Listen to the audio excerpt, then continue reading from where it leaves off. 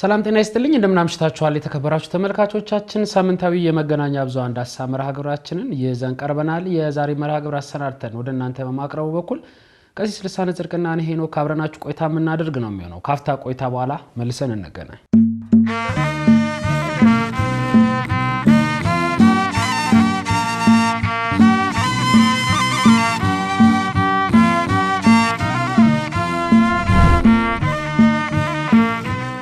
ክብራና ክብራት ተመልካቾቻችን ካፍታ ቆይታ በኋላ መልሰን ተገናኝተናል ቀሲስ እንኳን ደህና መጡ መልካም እንግዲህ በሳምንቱ ብዙ ርዕሰ ጉዳዮች እርግጥ ነው ሲነበቡ እንደዚሁም ስንመለከታቸው ቆይተናል በተለያዩ የመገናኛ ብዙሃን አማራጮች ነገር ግን ለቅድስት ቤተክርስቲያናችን ይቀርባሉ ያልናቸው ሁለት ጉዳዮች ብቻ ይዘን መተናል ዋና ጉዳያችን ቀሲስ በኦሮሚያ በተለይ በኦርቶዶክሳውያን ላይ ከፍተኛ የሆነ የእገታ ግድያ እየተፈጸመ እንደሆነ ደጋግመን ያነሳን ቆይተናል በወለጋ ላይ በተመሳሳይ እንግዲህ ነገሮች የቀጠሉበት ነገር ነው የተመለከትነው ባሳለፍነው ሳምንት ሁለት የቤተክርስቲያን አገልጋዮች እንግዲህ ተገለዋል አሁንም የአፈናና እገታው እንደቀጠለ ነው ከዚህ ጋር ተያይዞ ምን አዲስ ነገር አለ እንግዲህ አስክሬንም ያልተሰጠበት ጉዳይ ነው የተከሰተው ምን አዲስ ነገር አለ ወደ አካባቢውም ደውለን ነገሮችን ለማጣራ ሙከራ አድርገናል እሱን የምናቀርብ ነው የሚሆነው በሁለተኛነት የዛሬ ሳምንትም በመገናኛ ብዙሃን ዳሰሳ የተወሰነ ጉዳይ አንስተን ነበር ከዚህ ከማህበራዊ ሚዲያ የሚያስተላልፉ ሰዎች ጋር በተለይ የቲክቶክ ፕላትፎርም ላይ ከሚሰሩ ሰዎች ጋር ተያይዞ ከኢትዮጵያውያን ወግ ባህልና ሞራል የወጡ ስራዎችን የሚሰሩ ናቸው የሚባሉት እንግዲህ መንግስት ያው በቁጥጥር ስር ያዋላቸው ነው የሚገኘው ምናልባት እነዚህ ሰዎች ይዟቸው ከወጡት ውስጥ በተለይ ይሄ የሰይጣን ህብረት ወይም የሰይጣን ማህበርተኞች የሚባሉን በመመስረት የሚንቀሳቀሱ ብዙ የማህበራዊ ድረገጽ ተጠቃሚዎች እንዳሉ ይታወቃልና ምናልባት አሁን ከተያዙ ሰዎች የተወሰኑት በተለይ ይሄንን ጉዳይ ፍለፊት ወጥተው ኑ ተመዝገቡ ይሄን ያክል ብር ታገኛላችሁ የሚል ቅስቀሳዎችንም ሲሰሩ የነበሩ ሰዎች ናቸው ለመሆኑ ግን እንዳጠቃላይ ይሄ የሰይጣን ማህበርተኞች የሚባለው ምንድነው በውስጡ ያለው የሚለው ነገር ማየት መቻል አለብን ብለን በሚዲያ ዳሰሳ እንግዲህ ይዘን መተናል በቆይታችን ይሄ ማህበር እንዴት ነው የተመሰረተው አሁንስ በተለይ ደግሞ ይሄ ማህበራዊ ሚዲያ ላይ የምንቆይ ወጣቶች ሳናቅ ይሄ ማህበር የምንከተልም አለን ምንም ችግር የለውም የሚሉ አሉ ፍልስፍና ነው የሚሉ አሉ እንዳጠቃላይ ግን ምንድነው ሂደታቸው የሚለው እንደ ኢትዮጵያን እንደ ቅድስት ቤተክርስቲያን ማገልጋይ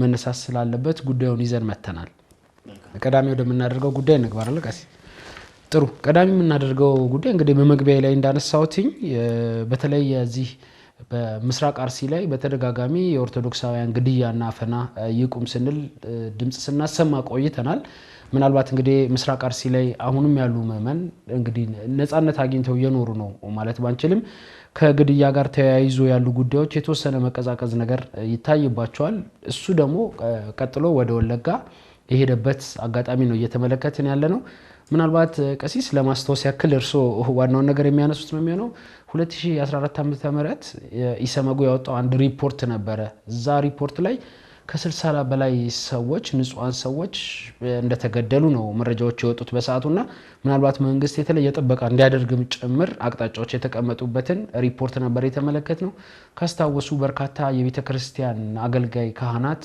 እንግዲህ ሲያገለግሉበት የነበረውን ደብር በመዝጋት ጭምር አካባቢውን ለቀው አሁን ላይ ደብረ ብርሃን መጠለያ ጣቢያም ያሉ ብዙዎች ናቸውና ከወለጋ የተፈናቀሉ ብዙ ኦርቶዶክሶች አሉ ሆሮ ጉድሩ አንደኛው ቦታ ነበር እና ሆሮ ጉድሩ ላይ አሁንም ከህዳር 21 እንግዲህ የመቤታችን የቅድስት ድንግል ማርያም ክብረ በዓል ከተከበረ በኋላ የተለያዩ እንግዲህ የታጠቁ ኃይሎች መተው የተለያዩ ጫናዎችን ሲፈጥሩ ነበር እርግጥ ነው ከነዚህ ከታጠቁ ኃይሎች ጋር ደግሞ የሚሰሩ ሌሎች አካላቶች እንዳሉ የተለያዩ ሚዲያዎች እያወጡ ነው ያሉት እንዳጠቃላይ ግን ቀሲስ በተለይ ከክልሉ ከሀገረ ስብከቱ መዋቅር ጀምሮ እንዳጠቃላይ የቤተክርስቲያናችን መዋቅርም ይሁን የመንግስት አካላት ምንድነው መስራት ያለባቸው ጉዳዩ አንድ ቦታ ጋር ተቀዛቅዟል ስንል ሌላኛው ቦታ ላይ ደግሞ የሚቀጥልበት አጋጣሚዎች እያየን ነውና እንደው ከምስራቅ አርሲ ደግሞ የሚለይበት ጉዳይ አለ ወለጋ ምክንያቱም ብዙዋኖቹ ተፈናቅለዋል ከዚህ በፊት ብዙዎቹ ተገለዋልና አሁን ላይ እንደው ራስን ለመከላከል ለማምለጥ እንኳን ምቹ ያልሆነበት ከአንድ ወረዳ ወደ አንድ ወረዳ ሲሄዱ እነዚሁ የታጠቁ ኃይሎች የሚያገኙበት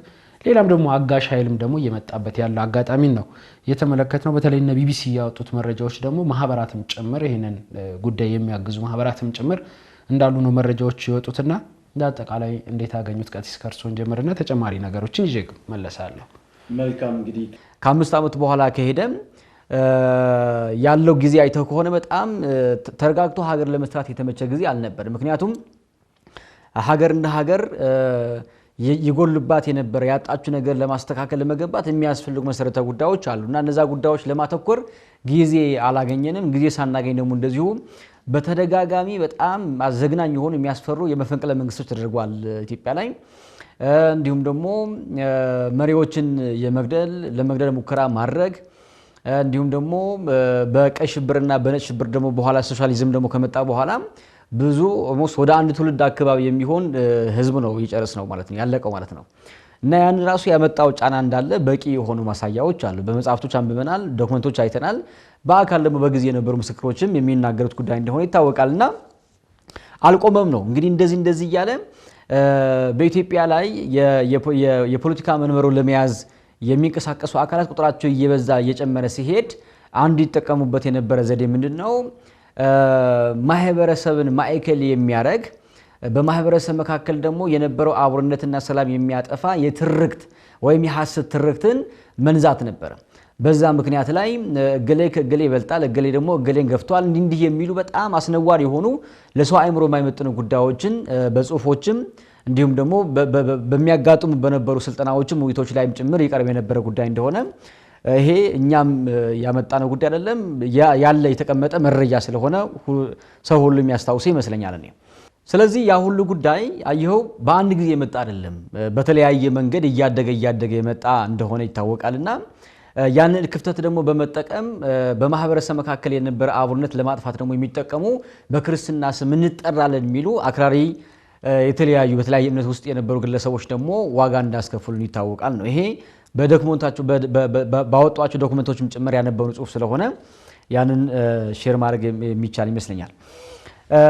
ስለዚህ አሁን ወለጋ ላይ ያለው እንቅስቃሴ በተመለከተ አሁን እየሞትንበት ላለ ሞት አሁን ሰው ለሚታፈንበት መበየንና እንዲሁም ማብራራት ለማይቻልበት ጉዳይ ደግሞ በዚህ ልክ የመጣንበት ሁኔታ ከትናንት ጋር የሚያያዝ እንደሆነ ማሰው አስፈላጊ ነው። ትልቁ ማይዘነጋ ነገር ግን ምንድነው? ኦርቶዶክሳዊ ጠልነት በዛ ልክ የተነዛበትና የተስፋፋበት አካባቢ እንደሆነ ይታወቃል። በጣም እንደ ማህበረሰብ የሚገርም ማህበረሰብ ነው። እኔም በአገልግሎት በስልጠና በተለያየ መንገድ ስለማውቀው ቀደም ያለ ጊዜ አካባቢ ላይ የሚገርም ማህበረሰብ ነው። ግን በማህበረሰብ መካከል የነበረው መልካምነት እንዳይቀጥል ዋጋ የሚያስከፍሉ እንዲሁም ደግሞ በተለየ በአሉታዊ ጫና የሚያመጡ ሰዎች ደግሞ አካባቢ ላይ በተለያየ አጋጣሚ እንደመጡ ይታወቃል ነው።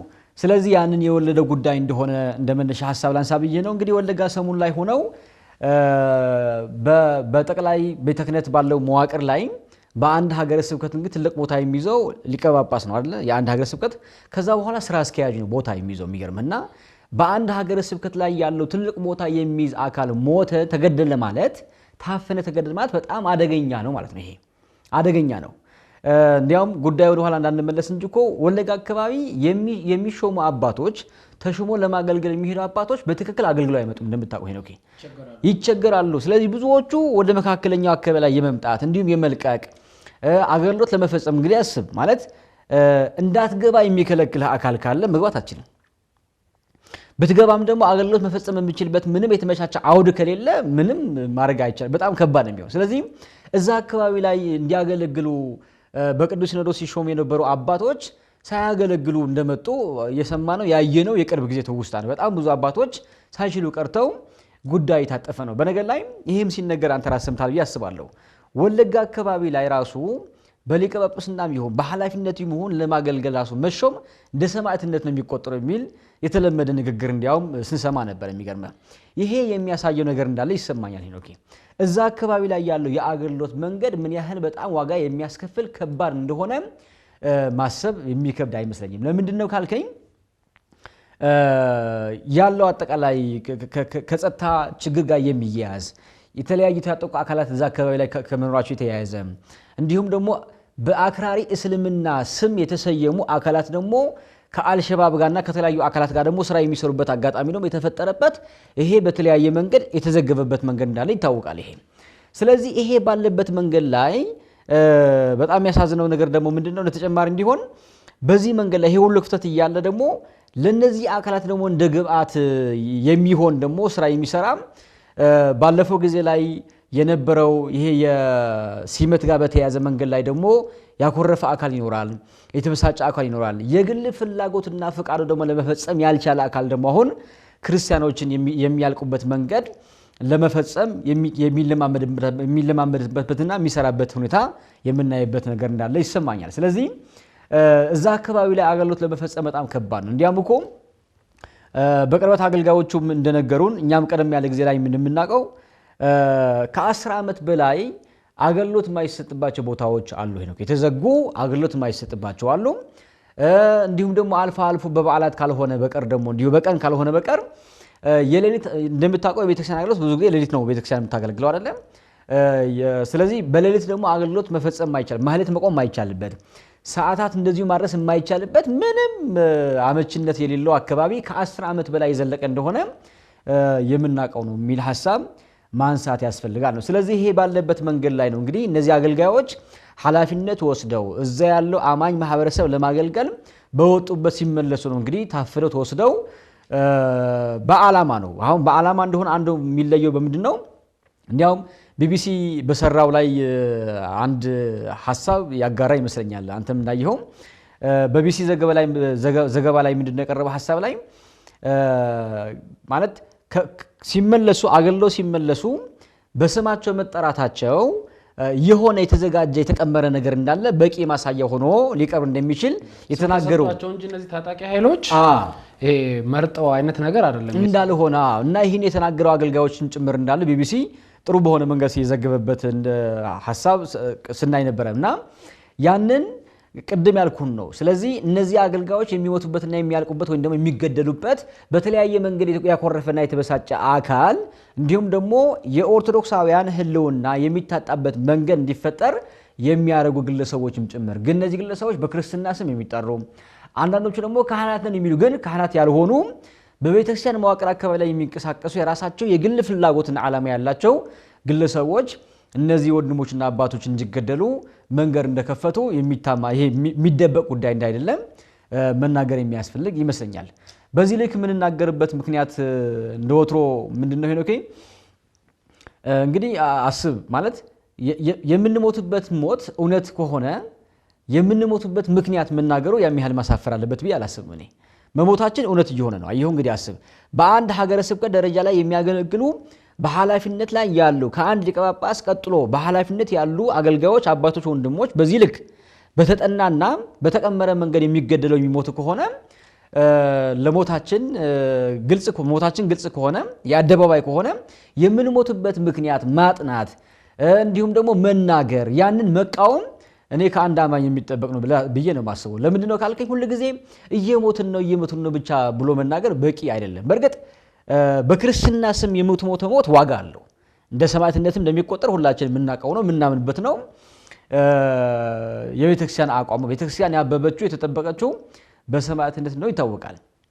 ግን ምንድነው ትልቁ ጥያቄ ሆኖ የሚያስነሳና የሚያወያየን ማዕከላዊነት አለ በሚባል ሀገር ላይ መንግስት አለ ተብሎ በሚታሰብበት ሀገር ላይ እንዲሁም ደግሞ የተሟላ መዋቅር እንደ ቤተክርስቲያንም ጭምር አለ በሚባልበት ቤተክርስቲያን ላይ ይሄ ክፍተት የሚፈጠርበት መንገድ ካለ መስራት የሚያዝ ስለሆነ እንዲሁም ደግሞ ኃላፊነት ሊወጣ የሚገባ አካል በትክክል በመንግስት በኩል ቢሆን ነው በመንግስትም በኩል ቢሆን በቤተክርስቲያናችን ቢሆን ኃላፊነት ሊወጣ የሚገባ አካል በትክክል ባለመወጣት የመጣ ችግር እንደሆነ ከማሰብ አንፃር እናነሳው እንጂ የክርስቲያኖች ሞት ክብር እንደሆነ ዘንግተነው እንዳልሆነ እና የመጠቃት መንፈስም እየተሰማ እንዳልሆነ በዚህ አጋጣሚ መናገር እፈልጋለሁ። ስለዚህ የነዚህ አባቶች መታሰር የብዙ ወንድሞችና እህቶች ደግሞ ታፍነው መመለሳቸው እንዲሁም ደግሞ ለቀጣይ ጊዜ የሚያሰጋ ጉዳይ ደግሞ ዘለቀታዊ መፍትሄ የሚያስፈልገው ነገር እንደሆነ ሁሉ ጊዜ ነው የምንናገረው። እንደ ቤተክርስቲያን ደግሞ ሁሉ ጊዜ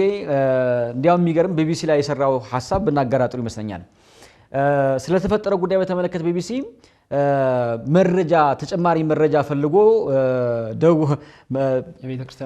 የቤተክርስቲያን መዋቅር ላይ ያሉ ኃላፊዎችን የመጠየቅ ሁኔታ ተፈጥሮ ነበርና ያንን ሳይገኝ እንደቀረና ለዚህ ጉዳይ መልስ የሚሰጥ ወይም ደግሞ በጉዳይ ንቁ የሆነ እንቅስቃሴዎችን በትክክል የሚከታተል አካል ሚያህል እየተዳከመ እንደሆነም ጭምር ያየንበት ሁኔታ እንዳለ ይሄ ቢቢሲ በደንብ አድርጎ የታዘበበት እንደሆነ ያቀረበበት ሐሳብ አለ። ነገርየው በቀላል የሚታይ ጉዳይ አይደለም።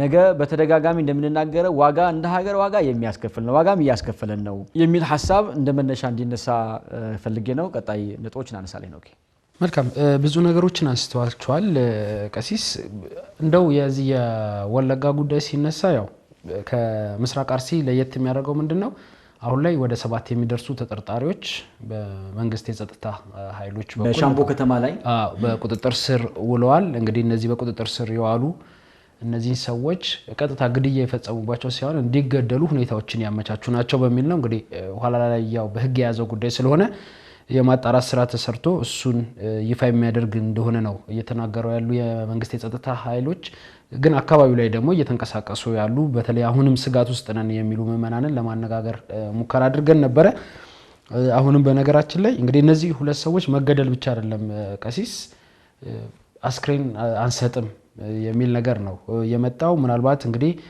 በሰዎች ማናገር ደረጃ እነዚህ ሰዎች ያው ገለዋል የተባሉ ወይ ደግሞ አፍነው ይዘው ነበር የተባሉ ሰዎችን በሰዎች በኩል ሄዶ የማናገር ስራም ተሰርቷል ግን በቃ አይመለከታችሁም ብሎ እነሱን ማባረር አይነት ሁኔታ ነው ያለው ዞሮ ዞሮ እነዚህ አካሎች እነዚህ የገደሉ አካላት አሉ ማለት ነው በቅርቡ እንደው በሰው ተከሄዶ የሚገኙ ከሆነ የመንግስት የጸጥታ ኃይል ተመጣጣኝ የሆነ እርምጃ ለመውሰድም ይቸገራል ብለን አናስብም ምናልባት እሱ ስራዎች ያው ጅምሩ ጥሩ ነው እንግዲህ ሻምቡ ላይ የተጀመረው ጅምር ጥሩ ነው ግን እሱ መቀጠል መቻል አለበት አሁን ላይ ያለው አሁናዊ ሁኔታ ምንድነው የሚለው ነገር ነው ዋና ጉዳያችን ቀሲስ አሁን ላይ በጣም ፍርሃት በዛ አካባቢ በተለይ በሻምቡ አካባቢ በጣም ፍርሃት ረቦ ነው ያለው ካህናት መንቀሳቀስ አይችሉም ከተማው ላይ አሁን ላይ ካህናት ብቻ አይደለም ቤተክርስቲያን ላይ ከቤተክርስቲያን ስርዓት በአግባቡ ከቅዳሴ ይሳተፋሉ ተብሎ የሚታሰቡ ሰዎች እንኳን ስጋት ውስጥ ነው ያሉት ሐሙስ ለታ 6 ሰዓት ላይ አንድ ልጅ ከከተማ ከመሃል ከተማ ነው የተወሰደችው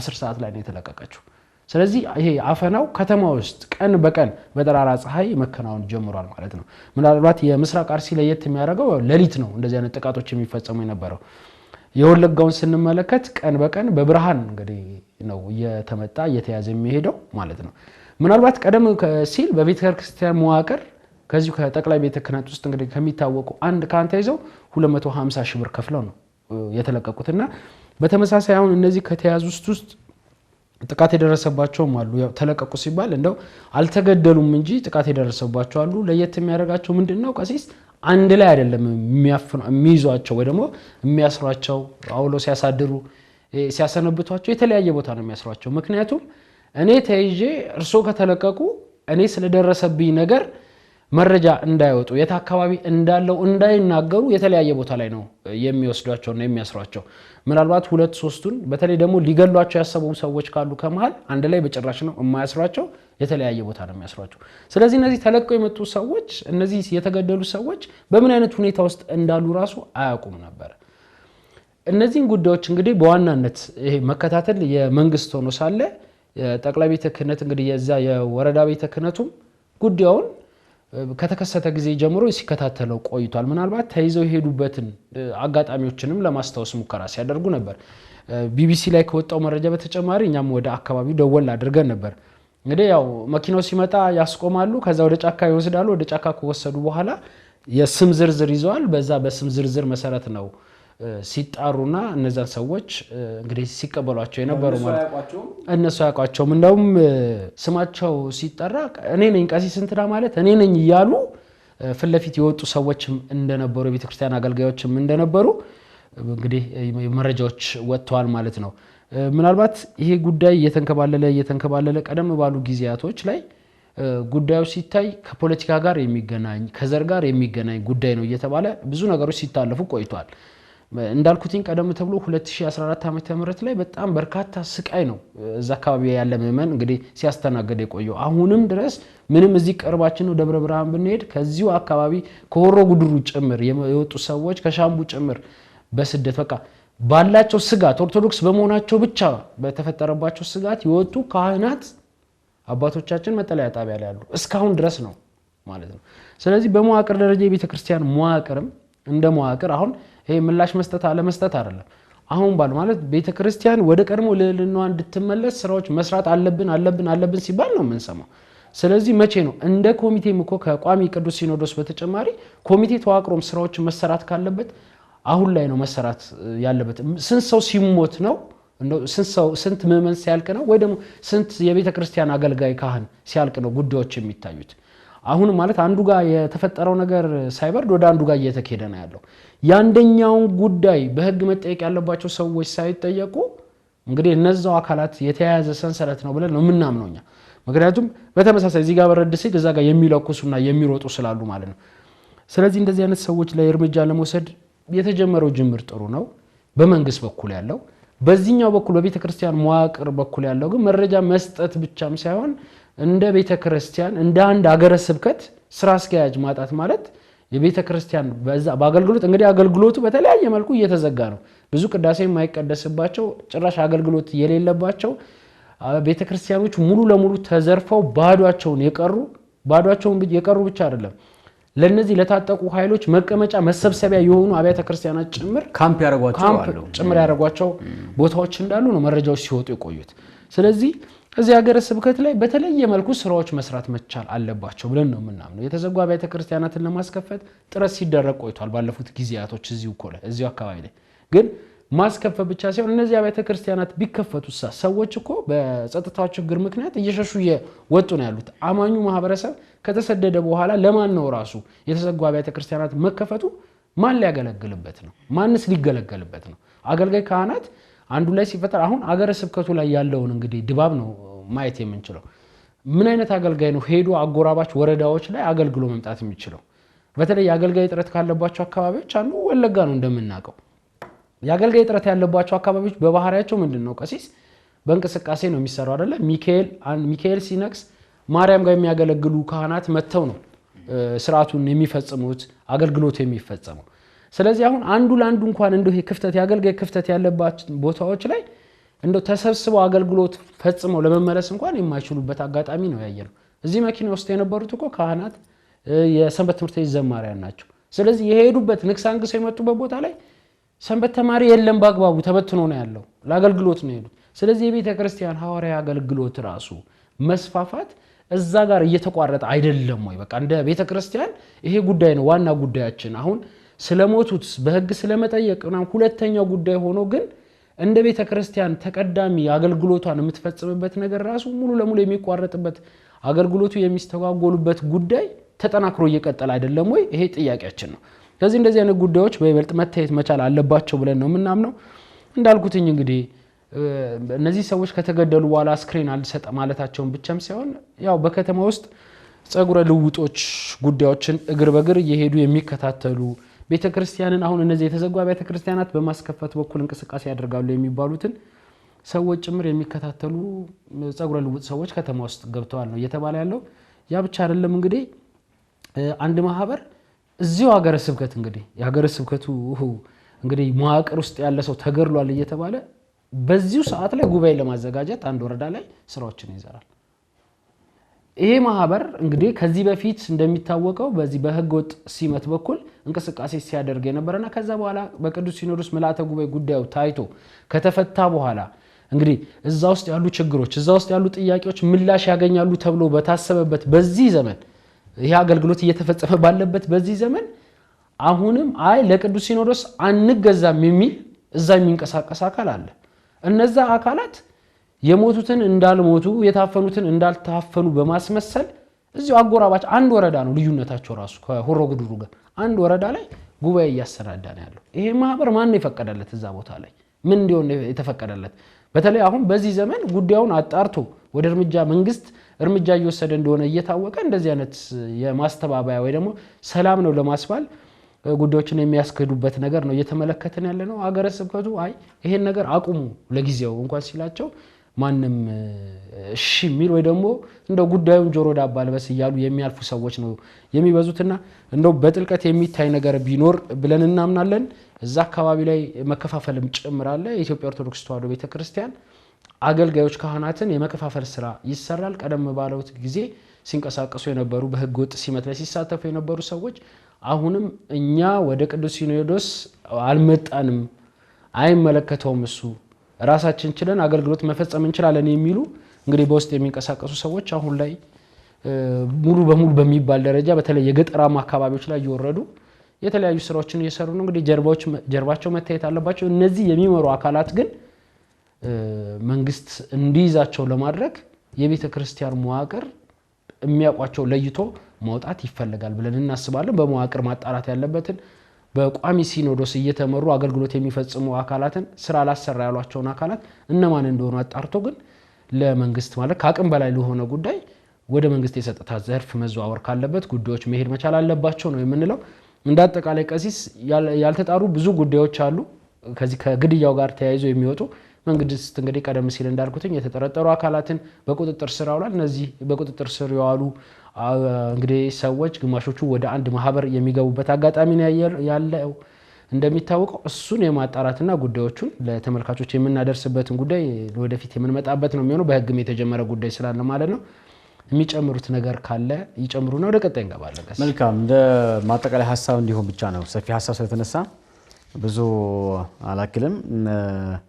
በተለይ በተደጋጋሚ አሁን በተለያየ ቦታ ላይ ለሚፈጸሙ ግድያዎች፣ ስደቶች እንዲሁም ደግሞ የቤተክርስቲያኒቱ ሀብትና ንብረት መዝረፍ በተመለከተ ሁሉ ጊዜ በተደጋጋሚ እያደገ የመጣ ጉዳይ እንደሆነ ይታወቃልና አሁን ደረጃው ደግሞ ከፍ እያለ መጥቷል። አሁን እንግዲህ በስራ አስኪያጆች ልክ ሰው መግደል ከተጀመረ ጉዳዩ ምን ያህል ከፍ እያለ ሊመጣ እንደሚችል በቂ ማሳያ ይመስለኛል ይሄ። ስለዚህ ይሄ በኃላፊነት ያሉ ወንድሞች አባቶችም ጭምር በቅርበት ጉዳዮቹ ለማየት ጊዜ መውሰድ አለባቸው ብለን እናስባለን። ምክንያቱም ፋታ የማይሰጥ እንቅስቃሴ ነው አሁን ያለው እንደ ሀገር። አሁን ነገ ከነገ ወዲያም ምን ሊሆን ይችላል ብለህ መገመት የማትችልበት፣ እንደ ቤተክርስቲያን ነገ ከነገ ወዲያ ምንድነው ሊያጋጥመን የሚችል ምን ሊመጣ ይችላል የሚለው መገመት የማይቻልበት ጉዳይ ስለተፈጠረ አሁን ቢያንስ እንደ ቤተክርስቲያን ጊዜ ተወስዶ በደንብ አቅጣጫ ማስቀመጥ ቢቻል ጥሩ ነው ብለን እናስባለን። ለምንድነው እንደዚህ ምንለው ከተባለ አሁን ነገሮቹን ወደፊት እየቀጠሉ አሉ። እንግዲህ ከትናንት ወዲያ የነበረውን አጠቃላይ ሁኔታ ሁሉ ነገ ከነገ ወዲያ እየሰፋ ሊሄድ እንደሚችል የሚያሳዩ በቂ የሆኑ መረጃዎች አሉ አይደለም። ምክንያቱም ትናንት የነበረ ጉዳይ ዛሬ ከሰፋ ነገ አለመስፋቱ ዋስትና የለህም። ስለዚህ የትናንትና የዛሬ ሞትና ግድያ፣ ዝርፊያ፣ አጠቃላይ ስደቱ ሁሉ ኦርቶዶክሳውያንን የማጽራት እንቅስቃሴ ሁሉ ነገም የሚቀጥልበት እድል ካለ ዝም ብለን ነው ወይ የምናየው ነው ጥያቄው እሱ ነው። ስለዚህ በነፍስም በስጋም በእግዚአብሔር ፊት ስለሚያስጠይቅ እንዲሁም ደግሞ ነገ ከነገ ወዲያ ወደ እግዚአብሔር መንግስት መግባት የሚችሉ ምእመናን ቁጥራቸውም ጭምር ስለሚያመነምን ቤተክርስቲያን አቅጣጫ እንደ ስትራክቸር እንደ መዋቅር ነገ የምትሄድበትን መንገድ በተመለከተ አቅጣጫ ማስቀመጥ የሚያስፈልግ ይመስለኛል። ያ ካልሆነ አሁን ሞታችን እየዘገበ መኖሩ የሚሆንበት እድል የሚፈጠር ይመስለኛል። ስለዚህ እንደ ልመና ቢሆን ጥሩ ይመስለኛል። ይህንን መረጃ የሚመለከቱ ወንድሞችና አባቶቻችን ወደፊት ጊዜ ተወስዶ አቅጣጫ ማስቀመጥ የሚቻልበት መንገድ ቢኖር የሚል ሐሳብ ነው። ወደ ቀጣይ ጉዳያችን እንግባለን ነው። መልካም ቀሲስ፣ ወደ ቀጣይ አጀንዳችን እንገባለን። እንግዲህ ባለፈው ሳምንትም ስናነሳው ነበር በመግቢያ ላይ እንደጠቀስኩት በዚህ በማህበራዊ ሚዲያ ከህብረተሰብ ባህል ሞራል ተቃራኒ የሆኑ መልእክቶችን ሲያሰራጩ የነበሩ ግለሰቦች ያው በቁጥጥር ስር በመዋል ምርመራ እያጣራ እንደሆነ የአዲስ አበባ ፖሊስ ጠቅላይ መምሪያ እንግዲህ አስታውቋል። ምናልባትም በተለይ የአዲስ አበባ ፖሊስ እንግዲህ ጠቅላይ መምሪያ ማለት ነው የጀመረው ጅምር ወደ ሌሎች ክልሎችም የሚሄድበትን አጋጣሚ የምንመለከት እንደሚሆን ተስፋ እናደርጋለን። በተለይ ከዚህ ከኢትዮጵያዊነት በጣም የወጡ ጉዳዮችን እየተመለከትን ስለሆነ ማለት ነው። ያው እዚህ ላይ አንድ ተያያዥ ጉዳዮችን አብረን እናነሳለን ቀሲስ። እኛ እንግዲህ የማህበረ ቅዱሳን ሚዲያ ሃይማኖታዊ ተቋም እንደመሆናችንም ብዙ ጊዜ ደጋግመን ስንጠይቃቸው የነበሩ አሉ። እነዚህ የማህበራዊ ሚዲያዎችን ደግሞ በመጠቀም ህብረተሰብን ለግጭት የሚዳርጉ ሃይማኖትን ከሃይማኖት የሚያጋጩ በተለይ ደግሞ አሁን ላይ የፕሮቴስታንት እምነት አራማጆች ነን የሚሉ ሳይሆን መሪዎችም ጭምር የተለያዩ የኦርቶዶክሳውያንን ስነ ልቦና የሚጎዱ ጉዳዮችን ሲተገብሩ ያየን ነበር በማህበራዊ የትስስር ገጾች ላይና እነሱ ለምን እርምጃ ይወሰድባቸውም ስንል በተደጋጋሚ ስናነሳ ቆይተናል። በተለይ የአደባባይ በዓላት በመጡ ቁጥር ያው ፍለፊት በማህበራዊ ሚዲያ ላይ ወጥተው እነዚህ ሰዎች መዋቅር ውስጥም ያሉ ጭምር እስከሆኑ ድረስ እንግዲህ ይሄ የአዲስ አበባ ፖሊስ ጠቅላይ መምሪያ የጀመረው ጅምር ወደዛም የሚያድግ ብለን ነው ተስፋ አድርገን የምንጠብቀው። ከየትኛውም ቤተ እምነት ይሁን ሃይማኖትን ከሃይማኖት የሚያጋጭ እንደዚሁም ደግሞ ሃይማኖትን የሚያጥላላና የሚያንቋሽሽ ጉዳዮችን የሚሰራ ሰው ይሄ ከኢትዮጵያዊነት ከሚጠበቅብን ባህሪ የሚወጣ ጉዳይ ስለሆነ እንደ አጠቃላይ እሱንም ይዞ ስራዎችን ይሰራል ብለን ነው የምናስበው። በእርግጥ አሁን በጣም እንደ ኢትዮጵያ ቀደም ሲል የዛሬ ሳምንትም ስናነሳው ነበር እንደዚህ አይነት ጉዳዮች በተለይ ለግብረ ሰዶማውያን የዚህ የሰይጣን ማህበርተኞችን በመመስረት በኩል ማህበራዊ ሚዲያዎች የራሳቸው የሆነ እድል ይዘው መተዋል የሚል ጉዳዮችን ስናነሳ ቆይተናል እና ምናልባት ባሳለፍነው ሳምንት ቀሲስ ሰፊ ሽፋን ሰጥተነው ነበር በተለይ ከዚህ ከግብረ ሰዶማውያን እንቅስቃሴ ጋር ተገናኝቶ እዚህ የማህበራዊ ሚዲያ አንቂዎች ነን የሚሉ በተለይ የሌሊቱን የቀጥታ ስርጭት ለእንደዚህ አይነት ነገሮች እንደሚጠቀሟቸውና በተለይ የሰይጣን ማህበርተኞች ነን የሚሉ በየግሩፑ የተፈጠሩ በርካታ ሰዎች እንዳሉ በተደጋጋሚ ስናነሳ ቆይተናል። ከሱ ጋር የተያያዙ ሁለት ግለሰቦችን እንግዲህ መንግስት በቁጥጥር ስር አውሏል። እንደ አጠቃላይ የኢትዮጵያ ኦርቶዶክስ ተዋሕዶ ቤተክርስቲያን አማኝ ምዕመናን ይሄን ጉዳይ የሚያስኬዱ ብዙዎችን ስንመለከት ቆይተናል። እንግዲህ በኋላ ላይ ከሃይማኖት የሚወጡበት መንገድ ስንመለከትም ቆይተናልና ምናልባት እንግዲህ ይሄ የሰይጣን ማህበርተኛ ወይም ደግሞ ኢሉሚናቲ የሚባለው ጉዳይ ቀሲስ ምንድነው እሱን የተወሰነ ነገር ብናይና በተለይ ከሱ ጋር የተያያዙ ጉዳዮች ያው መነሻቸው ብዙ ነው። በተለይ እንደ አውሮፓውያን አቆጣጠር ከ1960ዎቹ ዓመተ ምህረት ጀምሮ ጉዳዩ እየተቀጣጠለና እያደገ መጥቶ ነው እዚህ ደረጃ የደረሰውና ምናልባት እንደ ኢትዮጵያ አሁን ያለንበት ነባራዊ ሁኔታ አንዳንድ ጉዳዮችን የቤተክርስቲያን መምህራንም ሲናገሩ ያው ጉዳዮችን ሁሉ ከ666 ጋር ወይ ከኢሉሚናቲ ጋር አታያይዙ ሲሉ እንሰማለን። ነገር ግን ደግሞ አብዛኛውን እነዚህ በተለይ ከምልክቶች ጋር ከምናደርጋቸው እንቅስቃሴዎች ጋር ተያያዙ ያሉ ምልክቶች አብዛኞቹን እነዚህ ሰዎች ሲጠቀሟቸው የነበረ የሰይጣን ማህበርተኞች መለያችን ነው ብሎ የወሰዷቸው ነገሮች አሉና አንዳንድ ጉዳዮች ኖርማል የሆኑ ነገሮችን ቢሆኑ ግን ያ የመጣው አካል መለያዬ ነው ብሎ ከወሰደው በኋላ ጉዳዩ እንትን የመሆን የመረበሽ አይነት ነገር ይኖራል። ስለዚህ አለመጠቀም ወሳኝ ነው ብዬ ነው ማምነውና እንደው እንዳጠቃላይ የተጀመረው ጅምር እንዴት አገኙት ቀሲስ? በቅድሚያ እሱን እኔና ኋላ ላይ እኔ እንዴት እያደገ መጣ መነሻው በተለይም አንድ መጽሐፍ ነበረ መነሻውና ያ መጽሐፍ ወደ ቲያትር ከቲያትርም ወደ ተለያዩ ነገሮች እያደገ መጥቶ ነው ኢሉሚናቲ እዚህ የደረሰው። እሱን የተወሰነ ነገር እኔ እማየው ይሆናል። በክርስትና ህይወት ውስጥ ሰው ሚናውን መለየት አለበት ነው። ሁላችን እንደምናውቀው ሶሻል ሚዲያ እንግዲህ የተፈጠረው ለቅድስና አይደለም። የተፈጠረበት ራሱ የቻለ ዓላማ አለው። እዛ ውስጥ ባንገባ ጥሩ ነው። ግን ከመርህ አንፃር ደግሞ የሚመጣ ነገር ሁሉ ቅዱሶ መጠቀም ደግሞ ወይም ደግሞ ለምን ፈለገው የክርስትና ዓላማ የሰው ህይወትን በማይጎዳ የኛ መንፈሳዊ እድገትን በማያቆሽሽ በማያጠፋ እንዲሁም ደግሞ የሰው ህይወትን ሊጠቅም በሚችል መንገድ መጠቀም ደግሞ እንደመጥፎ ነገር አንቆጥረው። ምክንያቱም ቤተክርስቲያን ዘመናዊነትን ቴክኖሎጂን ምትቀበልበት ምትወድበት እንጂ ምትጠላበት ምን መንገድ የላትም። ትልቁ ችግር ያለው ግን የአጠቃቀም ችግር ይመስለኛል ነው። ስለዚህ አጠቃቀም ላይ ከገባን ምናያቸው ብዙ ክፍተቶች አሉ። የነበረ ነባር የሚባል በማህበረሰብ መካከል ላይ የነበረ አብሮነት፣ አንድነት፣ መተሳሰቡ፣ መተማመኑ የሚያፈርስ እንቅስቃሴ እየሆነ መጥቷል። ያ ብቻ አይደለም። ትናንት ከትናንት ወዲያ የነበረውን መሰረታዊነትን የሚያስጠብቅ የሃይማኖት አስተምሮ የሚነቀፍ እንዲያው የሚገርምህ በቂ የሆነ ሐሳብ የመከራከሪያ ሐሳብ አንስቶ የሚከራከር አይደለም። ዝም ብሎ የሚሳደብ የሚተጅ የሚያጥላላ አካል እንዲፈጠር ነው እድል የተፈጠረው ብለን የምናስበው ያመጣው ይሄኛው። ለአንዳንዶቹ ደግሞ አሉ እንግዲህ ይሄ የሚዲያ ማፊያዎች ደግሞ አሉ። በዓላማ ተነሳስተው በኢትዮጵያ ኦርቶዶክስ ተዋሕዶ ቤተክርስቲያን ላይ ያለው አስተምህሮ ጤናማ በሆነ መንገድ ሰው እንዳይረዳ የሚያጥላሉ በሌሎች ቤተ እምነቶች ውስጥ የሚጠለሉ ግለሰቦች ደግሞ አሉ። እንደ መዋቅር ባንወቅስም አሉ። በፕሮቴስታንት ውስጥ የገቡ ሰዎች አሉ። በእኛ ደግሞ የኢትዮጵያ ቤተክርስቲያን አማኝነን የሚሉ ግን ደግሞ ስነ ስርዓት መያዝ ያለባቸው ሰዎችም ጭምር እንዳሉ በዚህ አጋጣሚ ማሳት ያለብን ይመስለኛል። ምክንያቱም ክርስትና ንጽህናን የሚፈልግ ነው ማለት ምትናገረው ብቻ ሳይሆን ምትኖረው ብቻ ሳይሆን ምትናገረውም ጭምር አስተባበር በተዋህዶ የምትይዝበት ነው እንጂ ስትፈልግ ቤተክርስቲያን ሄደ የምትሳለምበት ክርስቲያን ይበለ በአዘቦት ፎቶ የምትለቅበት ካልሆነ ደግሞ እንዲሁ ሲመች ደግሞ ሌላ በቃ ይሄ ከማያምን ሰው ይልቅ በጣም የሚያስከፋ የህይወት ልምምድ ውስጥ የምትገባበት አጋጣሚ አይደለምና ያን ግን የሚታይባቸው ግለሰቦች ደግሞ አሉ። ይሄ ለይቶ መኖር አለባቸው ብለን ነው እንደ አንድ ክርስቲያን እንደ ወንድም ሐሳብ እናቀርብላቸው።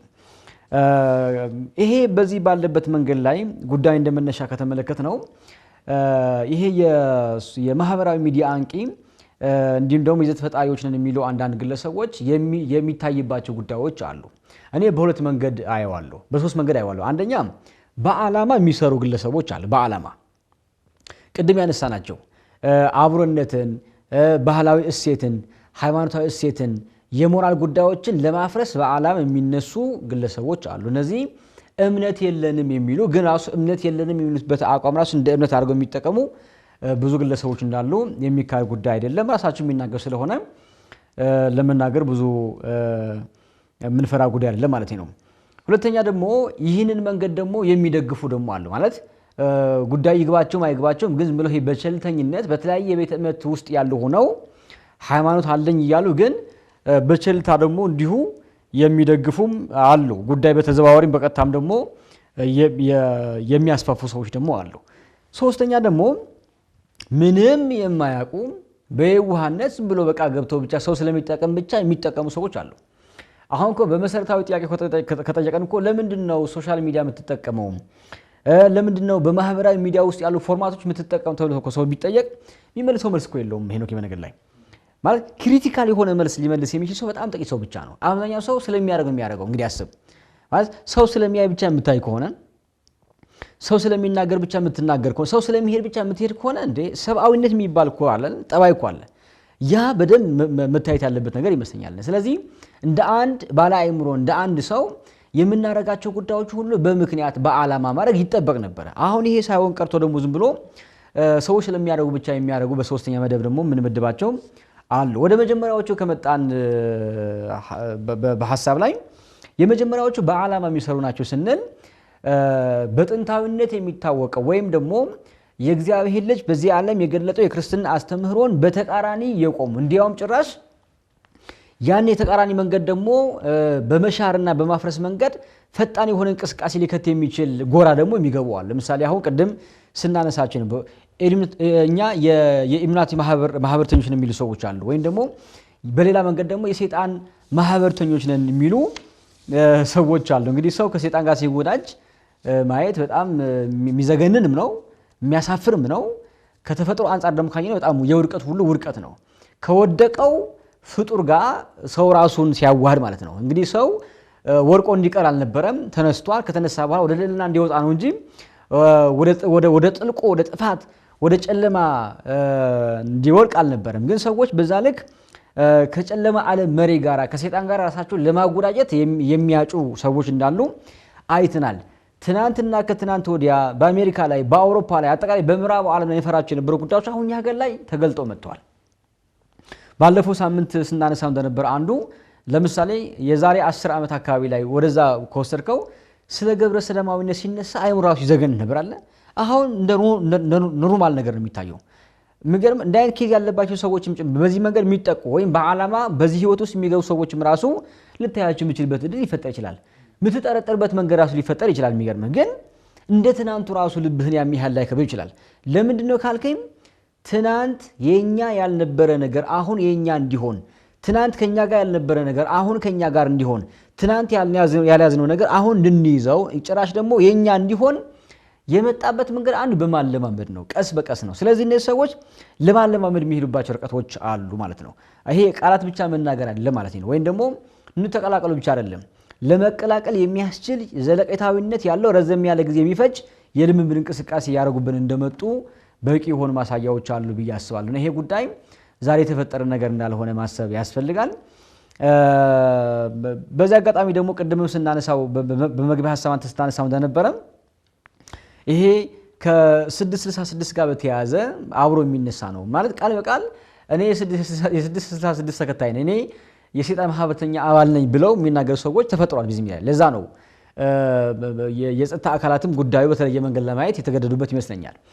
ግን እንደ ማህበረሰብ ደግሞ በጣም መጸየፍ ያለብን ጉዳይ ነው ብዬ ነው የማስበው። እንደ አማኝም ያው ከጠየቀኝ በጣም መጸየፍ ያለብን ከአይሙራችን በጣም ሊጠላ የሚገባ ጉዳይ አንዱ ነው ማለት ነው። ምክንያቱም የተፈጠርንበት ዓላማ ስላልሆነና የምንጎዳበት ጉዳይ ስለሆነና ሰዎች በትክክል ተርጉመው ተንትነው ተገንዝበው ጉዳዮች እንዳይቀበሉ የሚቸገሩበት መንገድ ይፈጠራል። ለምን ካልከኝ እነዚህ ሰዎች ሲመጡ ጉዳዩ በትክክለኛ መንገድ አይገልጡትም። ይገርማል። በማለማመድ በሚመስል መንገድ በመስጠት እንደዚህ የሚያደርጉትና የሰይጣን ማህበርተኞች ውስጥ አለን የሚሉ ሰዎች የሚመራቸው ሰው በግልጽ ከተናገረን ሰይጣን ነው። ይሄ የዳቦስ መስጠት ራሱ አያስፈልግም። ሰይጣን ደግሞ ይህንን ዓለም እንዲረክስና የጥፋት ሰው የሚባለው የአመጽ ሰው የሚባለው ሐሳዊ መሲህ እንዲመጣ የሚፈጥራቸው ፎርማቶች አሉ። አንዱ እንደዚህ ማህበራትን ነው ወይም ደግሞ በርከሰ ስም የሚጠሩ ተግባር የሚፈጽሙ ማህበራትን ነው እንደዚህ የሚያደርገው ማለት ነው። ከዚህ ባለፈ ደግሞ የሚጠቀምባቸው ጉዳዮች ደግሞ አሉ። ስለዚህ 666 ይሁን ሌሎችም ኮዶች ካየናቸው የሚወክሉት ውክልና አለ በትክክል 666 በዮሐንስ ራዕይ ምዕራፍ 13 ላይ የተቀመጠው የሰው ቁጥር ነው የሚለው ሐሳዊ መሲህን የሚያሳይ ነው። ስለዚህ የሚመጣ ሐሳዊ መሲህ እንዳለ የሚያሳይ ነው። ይህን የሚመጣ ሐሳዊ መሲህ ደግሞ እንዲመጣ እንዲሁ መንገድ የሚከፍቱ ደግሞ አሉ። እንደዚህ ነን የሚሉ እንግዲህ አስብ የዚህ ማህበር አባል ነን የሚሉ በረከሰና በክፉ ልምምድ ደግሞ ራሳቸው የሚያቆሙ ግለሰቦች የሚከፍቱት መንገድ አለ ለዛ ማለት ነው። ስለዚህ ሐሰተኞች ነቢያት አሉ። በክርስቶስ በኢየሱስ ስም ደግሞ መተናል የሚሉ ሰዎችም ነበሩ አሁንም አሉ። በጣም እኮ ዘግናኝ ዘመን ነው በነገር ላይ አሁን ዝም ብለን ለመድነው ነው እንጂ ኢየሱስን በስልክ አወራለሁ የሚል ፓስተር በተፈጠረበት ሀገር ላይ ዓለም ላይ እንዲሁም ደግሞ ከኔ ጋር ኢየሱስ አድሯል ብሎ የሚናገር በድፍረት የሚናገር ፓስተር በተፈጠረበት ዓለም ላይ እንዳይን ሰዎች ሲነሱ ማየቱ የሚያህል ብዙ ግር የሚያሰኝ ነው ብዬ አላስብም። እኔ ባይሆን ምንድነው ጉዳይ ሲነሳ ንቀን መተው የለብንም ነው። አይው እንዲህ አይነት የረከሰ ጉዳይ ሲነሳ ንቀን ከተው ነው ነገ ይወርስናል ነው። ስለዚህ መጸየፍ፣ መቃወም፣ ማራቅ የእነዚህ ጉዳዮች ወደኛ እንዲመጡ የሚያደርጉባቸው የልምምድ ጉዳዮች ከንግግር ጀምሮ የሚገርም ከንግግር ጀምሮ ልምዶች አሉ እና እነዚህ ልምምዶችን ማስወገድ የሚቻልበት መንገድ የሚፈጠረው ከእያንዳንዱ ሰው ይሄ ተቋም ብቻ አይሰራው በነገር ላይ እኔ እንደ አንድ ክርስቲያን እንደ አንድ አማኝ መቃወም ከቻልኩኝ አንተ ከቻልክ ሌላም ደግሞ እንዲሁ ከቻለ አንዱ በጣም ጥሩ ውጤት የሚያመጣ ይመስለኛል። ቢያንስ ወደኛ መጥተው ስራ የሚሰሩበት መንገድ እንዲርቅና እንዳይፈጸም ጭምር ማድረግ የሚቻልበት ነው ብዬ አስባለሁኝ። ሌላ እንግዲህ በዘመናዊነትን ቴክኖሎጂን ሳይንስን የተረዳንበት መንገድ ብዙ ጊዜ ጤናማ አይደለም። ሄኖኬ እንዲያም አንድ አባት ብለዋል እኛ ሳይንሱ ወይም በምላት አልተቀበለው ወይም ደግሞ መንፈሳዊ ዓለም በምላት አልተቀበለውም ብለዋል። እውነትም ነው። ከምን ውስጥም ያለን አይመስለኝም። እኔ አሁን እንደ ማህበረሰብ እንደ ሀገር ማይተን ከሆነ በጣም እኮ አስቸጋሪ ነው። ሳይንሱን የምንቀበልበት መንገድ የዛ ውጤት ቴክኖሎጂ የምንቀበልበት መንገድ ዘመናዊነት የምንቀበልበት ምናይበት መንገድ በጣም እኮ አስቸጋሪ ነው። ለዛ ነው አየሁ ሰዎች ወደ ሚዲያ ሲወጡ የነበራቸው መሰረታዊ ነገር በቀላሉ እንዲጥሉ የሚያደርገው ጉዳዮች ያየንበት የተቀበልንበት የተረጎምንበት መንገድ ጤናማ ካለመሆኑ የሚነሳ ነው ብዬ አስባለሁ። እንደመነሻ ሐሳብ በዚህ መንገድ አቅርብና በኋላ ማጠቃለል ስላለሁ ያው ይሄንን ጉዳይ ለማንሳት ይወደድነው ቀደም ሲል እርሶ ማጽኖት ሲሰጡት ነበር። ቀሲስ ሳናቃቸው የምንወርሳቸው ቃላቶች የምንወርሳቸው ምልክቶች በተለይ ደግሞ ታዋቂ ናቸው ብለን እንደ ዓለም በተለያየ ዘርፍ ውስጥ ታዋቂ ናቸው ብለን የምናምንባቸው ሰዎች እነዛን ቃላቶች ሲጠቀሟቸው የመውረስ እነዛን ምልክቶች ሲጠቀሟቸው የመውረስ አይነት ባህሪ ይታይብናል። እሱን ደግሞ በማባባሱ በኩል የዚህ የማህበራዊ የትስስር ገጹ በጣም ትልቅ ሚና እየተወጣ ነው ብለን ነው የምናስበው። እንግዲህ እነዚህ የሰይጣን ማህበርተኞች በዋናነት ይሄንን የቃላት አጠቃቀም ቋንቋ አጠቃቀም ወይ ደግሞ ምልክት አጠቃቀም ብቻ አይደለም አሁን ላይ ኦፊሻሊ እየወጡ በጣም ብዙ ብር እያገኘን ነው ያለ ነው። ስለዚህ በጣም ዘመናዊ መኪና ሲነዱ ይታያሉ። ለቅስቀሳ የሚሆኑ መንገዶችን ይጠቀማሉ። ስለዚህ በጣም በኢኮኖሚ ተቸግሮ ያለው በተለይ ደግሞ አሁን ኢትዮጵያ ውስጥ እንደሚታወቀው የሰላም እጦት የተለያዩ አካባቢዎች ላይ ሰውን በቃ አድቅቆታል አይደል? ስለዚህ በተለያየ መልክ ተመርቆ ስራ ሳይዝ ቁጭ ያለ በሰላም እጦት ምክንያት ቁጭ ያለ ተስፋ በመቁረጥ ውስጥ የሆነውን ሰው ያገኙታል እዚህ ማህበራዊ ትስስር ገጽ ላይ። ስለዚህ ለምን ተስፋ ትቆርጣለህ ነው? በአቋራጭ ለምን አታድግም? እኛ ጋር ከተቀላቀልክ ይሄን ያክል ብር ታገኛለህ፣ እኛ ይሄን ያክል ብር አግኝተናል የሚሉ የቅስቀሳ ስራዎችን ነው የሚሰሩት። እርግጥ ነው ቀሲስ ከ17 እንደ አውሮፓውያን አቆጣጠር ከ1776 አካባቢ ጀምሮ የተወሰኑ ምልክቶች ነበሩ። ከ1960ዎቹ በኋላ ግን ጉዳዮቹ ግልጽ እየወጡና አሁን ላይ ለሁለት የተከፈለ አይነት ነገርም እናይባቸዋለን እነዚህ የሰይጣን ማህበርተኞች የምንላቸው። እንግዲህ መነሻው ቀደም ሲል እንዳልኩትኝ አንድ መጽሐፍ ተጻፈ። ከዛዛ መጽሐፍ ላይ ኢርሲ የምትባል አንድ የቀውስ አምላኪ የሆነች ገጸ ባህሪ አለች። እሷ ገጸ ባህሪ በአንድም በሌላ ብዙ ይሄንን ዓለም ድል ስትነሳ ነው የምትታየው። ስታሸንፍ ነው የምታየው። ኢኮኖሚ ስታሸንፍ ነው የምትታየው። በቃ ዓለሙን በብዙ መልኩ ማሸነፍ ነው ዋናዋ ተልኳ የሆኑ ምናያት። ስለዚህ እዛ ውስጥ ይሄ የተመሰረተው ገጸ ባህሪያቶች መንግስት አልባ ትውልድ ነው የምናየው። እዛ ልቦለድ እንግዲህ ልቦለድ ነው። ይሄ ልቦለድ ነው እያደገ ኋላ ላይ ቲያትርም ጭምር ተሰራበት። እንግዲህ ቲያትር ከሆነ በኋላ ደግሞ መጽሔት ላይ በተደጋጋሚ ሚስጥራዊ ደብዳቤ በሚል ደብዳቤዎች እየወጡ መነበብ ጀመሩ። ስለዚህ ከሰይጣን ማህበርተኞች የሚወጡ ደብዳቤዎች ናቸው ነው የሚሉት። ከዛ የሚላኩ ደብዳቤዎች ናቸው ሰክሰስ እንደሆነ አንድ ሰው በአቋራጭ እንዳደገ ከዛ አምልኮቱን የሚፈጽሙበት ምልክቶች ምን እንደሆኑ የተለያዩ ምልክቶችን የያዙ ጽሁፎች በተደጋጋሚ መውጣትና መነበብ ጀመሩ ማለት ነው። እነዛ ነገሮች እያደጉ እየሄዱ ነው እንግዲህ ጀርመን ላይ ፈረንሳይ ላይ በተለይ ከዚህ ከፈረንሳይ አብዮት በኋላ አብሮ የመክሰም አይነት ነገር መጣ እንጂ በተለይ ይሄ አብዮቱ ከመፈንዳቱ ጀምሮ ያሉ ጉዳዮች እሱን ተጠቅመው በጣም ብዙ ስራዎች ሲሰሩ ቆይተዋል። በተለይ ዕውቅ የሆኑ ሰዎችን ይጠቀሟቸዋል። በጣም የታወቁ የህግ ባለሙያዎች የሚባሉ በተለይ ዩኒቨርሲቲ ውስጥ ያሉ የህግ ተማሪዎች ተመራማሪዎችን ይጠቀሟቸዋል። ለምን? ከህግ አንፃር ይሄ እኮ ያስኬዳል፣ መብት ነው። አንድ ሰው በነፃነት መኖር ለምሳሌ ስርዓት ሲበጅለት ይሄ በነፃነት አይኖርም የሚል አይነት ነገሮችን እናያለን። ታዋቂ ሃይማኖትን ወይ ደግሞ ባህልን የመገዳደር አይነት ነገሮችን ሲያሳዩ ቆይተዋል በምልክት ደረጃ። ስለዚህ አሁን ላይ የምናየው ኢትዮጵያ ውስጥ የምናየው ልምምድ ከዚህ ምንድነው የሚለይበት ሲባል እንዳለ አሁን ፈላስፎች ናቸው ጉዳዩን ያመጡት። በቃ ይሄ ፍልስፍና ነው፣ አንድ ፍልስፍና ነው። ስለዚህ ይሄን ፍልስፍና ለምን አንከተልም?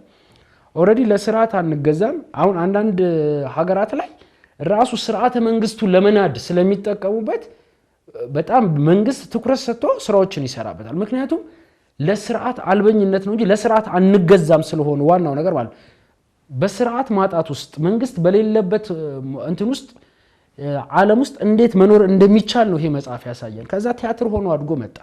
ከዛ ባለፉት ጊዜያቶች እንግዲህ በአንድም በሌላ ዕውቅ የሆኑ የእግር ኳስ ተጫዋቾች ላይ ምልክቱን አይተናል። ይሄ ዘፋኞች የሚባሉ ሰዎች ላይ አይተናል።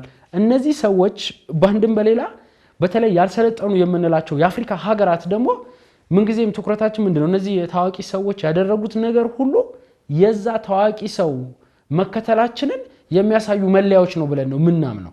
አሁን ላይ እንኳን እኮ የምናየው እኮ ቀሲስ እንደው ሀገራችን ውስጥ ያሉ እንኳን አሁን ኮንቴንት ክሬት እናደርጋለን የሚሉ ቲክቶከሮች በሚፈጥሯቸው ቃላቶች ምን ይሁኑ ትርጉሙ ምን ይሁኑ ሳናቃቸው አንዳንዶቹ ሚዲያ ላይ መጥተው ሲናገሩ ቀሲስ ሲናገሩ ምንድነው ግን ይሄ የምትጠራበት ምንድነው ሲባል አይ አንድ ቀን የሆነ ሰው ጠራኝ እንጂ አላቆም እኔ ራሱ አያቆም ሰውየው ራሱ ሳያቀው ግን ሌሎች ተቀጣጥሎ በቃ ሚዲያውን ተቆጣጥሮት የምናይበት ልምምዶች እየመጡ ነው።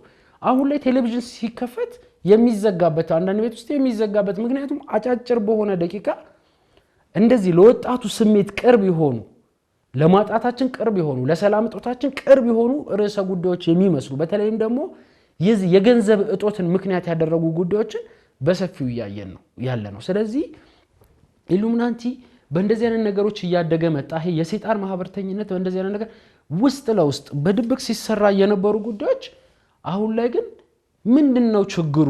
ካንድም ሁለት ከሁለትም ሶስት ሆነው እንደውም እንደ ማህበር ተሰብስበው እኛ የሰይጣን ማህበርተኞች ተከታዮች ነን። ይሄን ተከታይ የሆንበት ምክንያት ይሄ ነው። ብዙ ጥቅሞችን አግኝተናል። ስለዚህ ከነዛ ምልክቶች ቀሲስ በጣም በሚገርም ሁኔታ አንድ ሰው ሁለት አይነት የመራቢያ አካል አለው የሚል አመለካከቶችን ይዘው እንዲያድጉ የሆኑ ብዙ ትውልዶች ኢትዮጵያ ውስጥ እየተፈጠሩ የመጡበትን አጋጣሚ እዚሁ ማህበራዊ ሚዲያ ላይ ያያየን ነው። እንግዲህ እነዚህ ጉዳዮች ነው ሰዎች እንግዲህ ሃይማኖት አላቸው የሚባሉ ሰዎችም ናቸው በዋናነት ይሄን ጉዳይ የመጀመሪያ ጊዜ ሲገልጡ እንደው ከዚህ ጉዳይ ውስጥ የገባንበት ምክንያት ይሄ ነው እኮ አይደለም እኮ በቃ ችግራችሁ መቅረፊያ መንገድ አንደኛው መንገድ ይሄ ነው። አሁን ያለው ስርዓት ያስጨንቃችኋል። አሁን ያለው የሃይማኖት ስርዓት ባህል አሁን ኢትዮጵያ ውስጥ እንግዲህ የብዙ ባህሎች ባለቤት ነች አይደል? ኢትዮጵያ እንግዲህ እንደሚታወቀው በእያንዳንዱ ብሔር ብሔረሰቦች መካከል ራሱን የቻለ ተገልጦ የማያልቅ ብዙ ባህል ያላት ብዙ የጋራ የሆኑ እሴቶች ያላት ሀገር ነች ይባላል ኢትዮጵያ። ስለዚህ እንደዚህ አይነት ቦታዎች ላይ ሰብሮ ለመግባት ይቸገራሉ። ለምን? የባህል ተጽዕኖ ስላለ። ስለዚህ መጀመሪያ ምንድነው የሚያደርጉት? ባህሉን የማንቋሸሽ አይነት ነገር ሃይማኖትን የማንቋሸሽ ተግባር ከዛ የመገዳደር ተግባር እናያለን።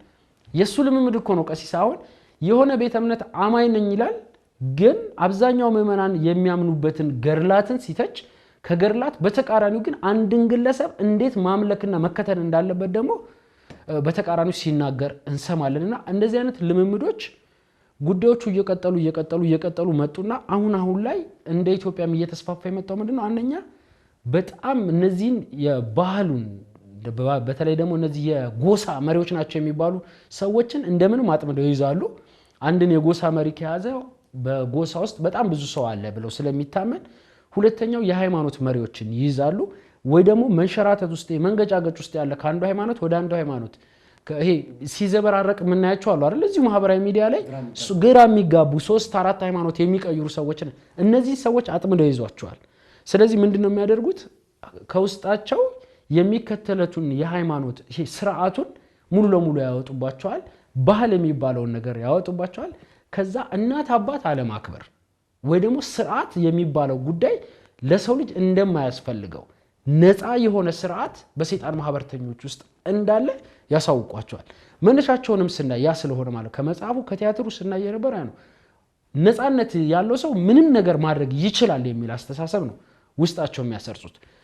ዋና ጉዳይ ግን ጉልበት የሚሰጣቸው ምን እያደረጉ መጡ ማጣትን በዋናነት ማጣትን ምክንያት እያደረጉ የሰው ልጅ ሲርበው የሚጠጋበት ብዙ ነገር ስላለ ባለፉት ጊዜያቶችም ስናነሳ ስለነበር ብዙ ነገር ስላለ እነዚህ ሰዎች ባንድም በሌላ ይጠጋል። ከዛ በኋላ ግን እነዚህ ሰዎች አንደኛ መንግስታውን ስለያዛቸው በህግም ጉዳዩን ስለጀመረ ጉዳዮችን እነዚህ የገንዘብ ምንጮቻቸው ራሱ ምንድናቸው ቀደም ሲል በነበሩ በተለይ በአውሮፓና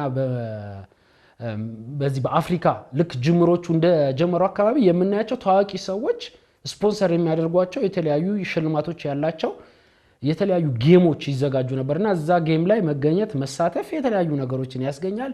የነሱን አልባሳት መጠቀም የነሱን ጌጣጌጥ መጠቀም የነሱን ይሄ ምልክቶች ተጠቅሞ ፎቶዎችን በዚሁ በማህበራዊ ትስስር ገጽ ማሰራጨት የራሱ የሆነ ገቢ ያለው ያን ገቢ ደግሞ በመስጠት በኩል እነዚህ ታዋቂ የሚባሉ ሰዎች ስፖንሰር የማድረግ ልምምዶችን እያየን ነበር። አሁንሳ ኢትዮጵያ ውስጥ ጀርባቸው መጠናት ያለባቸው አካላት የሉም ወይ? እነዚህ የሚመጡ ሰዎች ማን ነው አይዟቸው ያላቸው? ማን ነው ማለት እንደ ቤተሰብ ያላቸው ናቸው። ኢትዮጵያውያን ቤተሰብ ያላቸው ሰዎች ናቸው። ከዛ ደግሞ ሃይማኖት ያላቸው ናቸው። አሁን ላይ የምናያቸው የኢትዮጵያ ኦርቶዶክስ ተዋሕዶ ቤተክርስቲያን አማኝነን የሚሉ በእስልምናው በኩል አማኝነን የሚሉ ሰዎች እንደዚህ አይነት ጉዳዮች ላይ ሲሳተፉ እናያቸዋለንና ከቤተ እምነቱ ጀምሮ አንዳንድ ጉዳዮችን ቀሲስ ቀደም ሲል ስናነሳቸው የነበሩ ይሄ ማህበራዊ ሚዲያው ተረስቶ ቤተክርስቲያንም ጉዳያችን አውደ ምህረት ላይ ነው የሆነው። አሁን ህዝቡ ያለው አውደ ምህረት ላይ አይደለም ያለው እንዳለ እጁ ላይ ባሉ ስልኮች ላይ ነው ያለው። ስለዚህ ሲጨነቅ የሚጠራበት መንገድ ለሱ አማራጭ መንገዱ አድርጎ ይጓዛል። ከተጓዘ በኋላ መልሶ ለማምጣት ደግሞ እሱም ብቻ ሳይሆን ተከትሎ አስከትሎ የሚሄደው በትምህርት የሚያገኛቸው በተለያየ መዋቅር ሲሰራበት ከነበረው ከስራ ቦታ በሚያገኘው መዋቅርን ተጠቅሞ የተለያዩ የመጥለፍ ስራዎችን ሲሰሩ የምናያቸው እዚህ ከተማው ላይ አንዳንድ ቦታዎች ላይ ተለይተው ይሄ የግብረ ሰዶማውያን አካባቢ ነው፣ ይሄ የኢሉሚናንቲ ወይ ደግሞ የሰይጣን ማህበርተኞች የሚበዙበት አካባቢ ነው ተብሎ አዲስ አበባ ላይ ስማቸው የሚነሱ አካባቢዎች ስማቸው የሚነሱ ሬስቶራንቶች ጭምራሉ። እነዛን የመከታተልና ሰዎቹን ብቻ ሳይሆን እነዚህ ሰዎች ጉዳዮቹን የሚያስከዱባቸው ቦታዎችና ይሄ እንትኑን አጋጣሚውን የፈጠሩላቸው ባለሀብቶችም ጭምር መያዝና ወደ እርምጃ መገባት መቻል አለበት። የተጀመረው ጅምር ጥሩ ነው። እንደ ኢትዮጵያ ኦርቶዶክስ ተዋሕዶ ቤተክርስቲያን አማኝነታችን እንደ ክርስቲያን የሚያይበትን መነጽር መለካት መቻል አለበት ብለን እናምናለን። ቀሲስ ዋላሌ እርሶም ይጨምራሉ ብዬ አምናለሁ።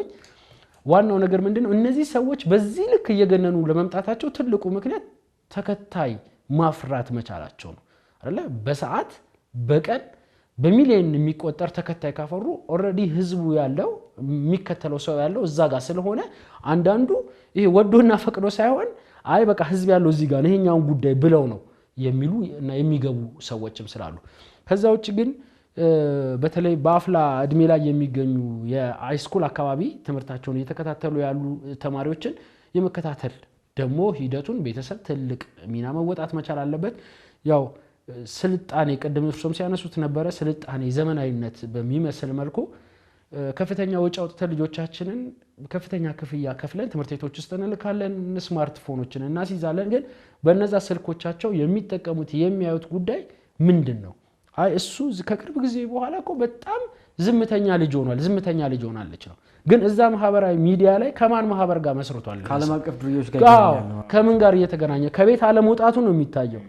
ክላሱን በር ዘግቶ ቁጭ ማለቱ ነው የሚታየው። ግን ከማን ጋር ነው የሚውለው? ምን አይነት ጉዳዮችን ሲፈጽም ነው የሚውለው የሚለው ጉዳይ በደንብ መከታተልና ማየት መቻል አለብን ብለን እናምናለን። እነዚህ በጣም በትንንሽዬ መደለያ ተደልለው በወቅታዊ ወይ ደግሞ እንደው በተፈጠረች በትንሽዬ ሰዓት ስሜታዊነት ከቤተሰብ ጋር በሚፈጠር ነገር ሊሆን ይችላል ከጓደኛ ጋር በሚፈጠር ነገር ሊሆን ይችላል ተቀስቀሰው ወደዛኛው ስሜት ውስጥ የሚገቡ የሚጓዙ ወጣቶች ስላሉ በተለይ ልጆቻችንን መጠበቅና መከታተል ያስፈልጋል በሃይማኖት ኮትኩቶ ማሳደግ ተገቢ ነው ግን እዛ ውስጥ የመጣም ሰው ለቆ ወደዚህኛው መስመር አይሄድም ብሎ ደግሞ እስከ መጨረሻው ዝም ብሎ ገስቶ ልጅን ጥሩ ስልክ አስይዣለሁ ጥሩ መኪና እንዲነዳ አድርጌዋለሁ ብቻ ብሎ ልጅን ነፃነት በዛ ልክ ሰጥቶ ማሳደግ ውጤቶቹን እያየናቸው ነው ያለነው አንዳንዶች እዚህ ህይወት ውስጥ ገብተው ከዚህ ህይወት ውስጥ ደግሞ ለመውጣት ተቸግረው ፊታቸውን ከልለው ደግሞ እዚህ ቪዲዮ ላይ የሚመጡ ኳሉ በቃ ቤተሰቦቼ ጥሩ ናቸው እንደዚህ ነው ግን ለቀውኝ ነበር በሀብታቸው እኔ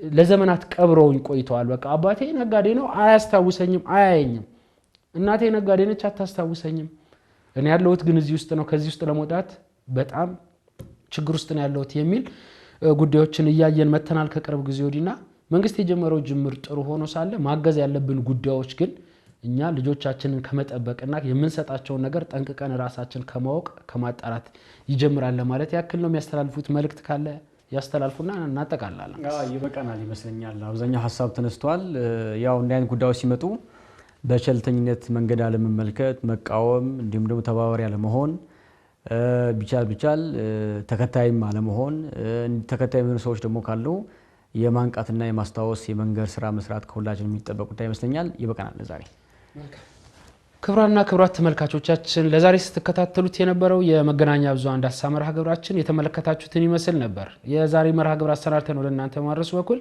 ቀሲስ ልሳነ ጽድቅና ሄኖክ አብረናችሁ ቆይታ አድርገናል ሌሎች መርሃ ግብራት ወደ እናንተ መድረሳቸውን ይቀጥላሉ ሰላም እግዚአብሔር ከሁላችን ጋር ይሁን